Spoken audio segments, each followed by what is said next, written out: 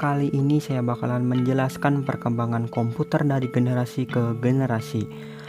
Sejarah perkembangan komputer generasi pertama ini dimulai pada tahun 1946 sampai 1959. Sejarah komputer generasi pertama yaitu digital elektronik atau bisa disebut dengan ENIAC ya. Merupakan salah satu yang digunakan sebagai kebutuhan umum.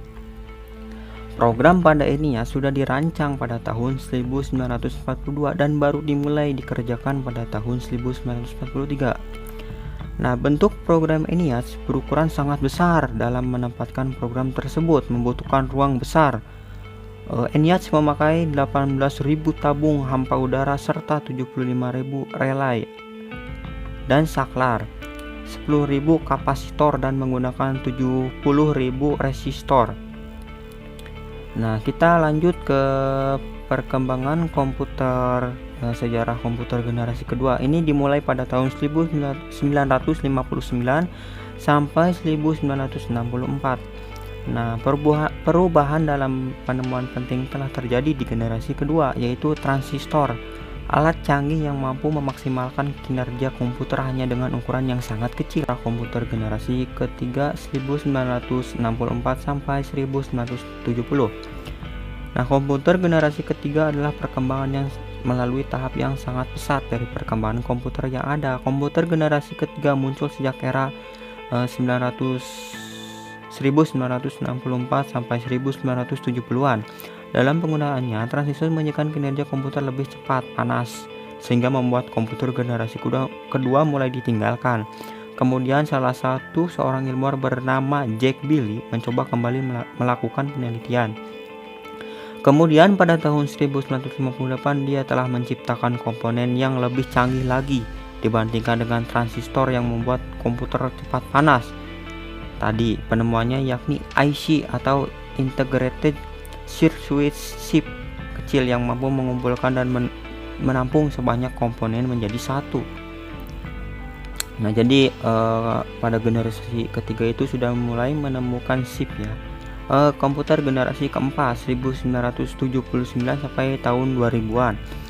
Komputer generasi keempat adalah regenerasi dari generasi ketiga. Perbedaannya bahwa IC pada komputer generasi keempat lebih kompleks dan terintegrasi dibandingkan generasi sebelumnya, yaitu generasi ketiga. Pada generasi keempat, komputer sudah mulai menggunakan chip IC, kemudian baru diperkembangkan lagi. Nah, untuk mencoba mengerjakan pengembangan tersebut sejak tahun 1980-an, alhasil satu chip tunggal mampu menampung ribuan komponen. Sejak tahun 1970 muncul dua perkembangan yang dianggap sebagai komputer generasi keempat. Yang pertama, penggunaan Large Scale Integration atau LSI yang bisa disebut dengan nama bipolar. LSI merupakan sekumpulan pemadatan beribu-ribu IC. LSI kemudian dapat berkembang menjadi PLSI. Nah, yang dapat menampung puluhan ribu bahkan hingga ratusan ribu IC. Nah, kita masuk ke generasi kelima. Sejarah komputer generasi kelima ini di sini mulai ringan, bentuknya sudah mulai menipis ya. Komputer generasi kelima yaitu pada saat sekarang ini tengah banyak sekali dilakukan pengembangan oleh berbagai vendor elektronik.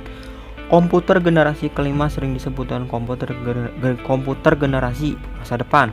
Pada perkembangannya selanjutnya akan membawa banyak perubahan besar terjadi, bahkan sejak IBM PC diperkenalkan dan bukan satu-satunya manufaktur PC kompatibel, maka standar baru dalam dunia industri PC akan lebih banyak diterapkan dalam sistem perkembangan oleh perusahaan lain. Beberapa bukti diantaranya adalah munculnya smartphone, tablet, notebook, ultrabook, dan banyak lagi penemuan tersebut pada saat ini yang bisa kita temui.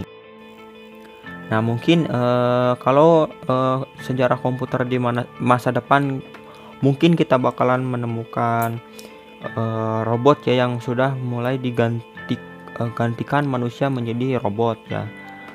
Sekarang sudah banyak ya teknologi yang sudah menggantikan kehidupan manusia gitu. Jadi yang itu tinggal memprogram nanti dia itu akan bergerak otomatis gitu loh.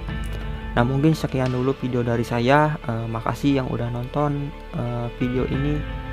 Terima kasih banyak.